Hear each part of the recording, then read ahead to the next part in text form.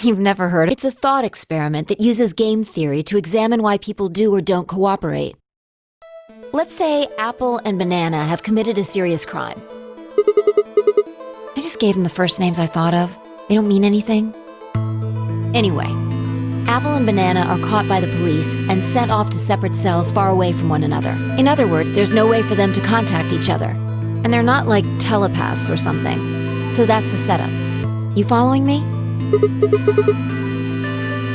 So, a detective shows up. He visits each cell and tells them both exactly the same thing. It goes something like this. You can both clam up if that's what you want.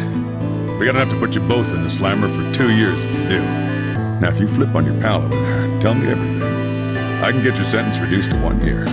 That means your buddy will serve 15, but that ain't your problem, right? Of course, if he decides to spill the beans, it goes the other way. He gets 1 year, and you get to spend 15 years eating government cheese. You're probably wondering if both of you confess.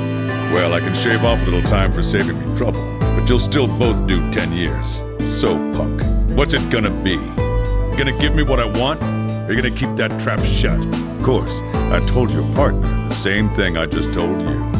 I wonder if you can trust him to keep the cat in the bag. No rush. I'll give you plenty of time to think about it. Yeah, what would you do? Say you were in Apple or Banana's shoes.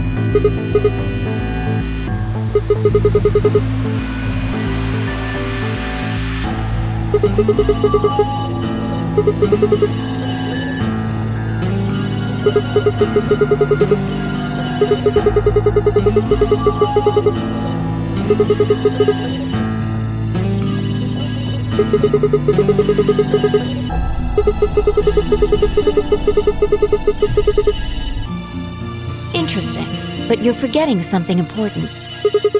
That Banana will be thinking the same thing. So you'll both confess, and you'll both end up serving 10 years. Do you get it? If you both trusted each other, then neither of you would have served more than 2 years. But because you both made the decision based on your own self-interest, you're gonna spend 8 more years in prison. In other words, the logical decision leads not only to a less desirable outcome on the group level, but also a pretty shitty situation on the personal level, too. You see now? The A-B game is the prisoner's dilemma.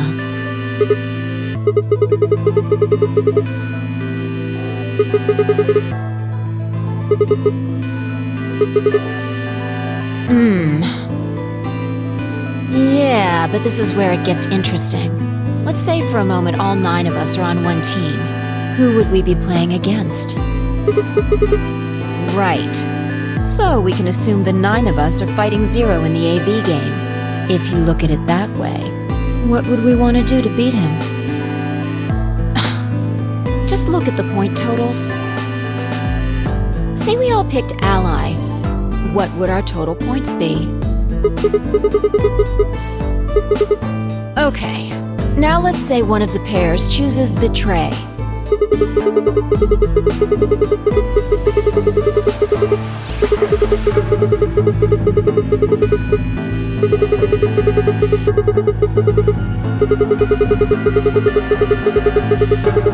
Yeah.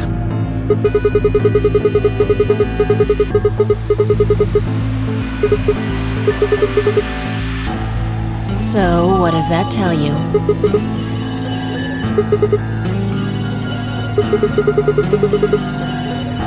Exactly. In this game, if each individual acts for the benefit of the whole group, everyone benefits. But if everyone starts looking out for themselves, it'll impact the group negatively. And eventually, it'll impact them negatively too. If all of us choose Betray, then the group gets 0 points. Ultimately, nobody benefits, not even the individual. In other words, selfish but logical decisions hurt everyone. And they hurt you.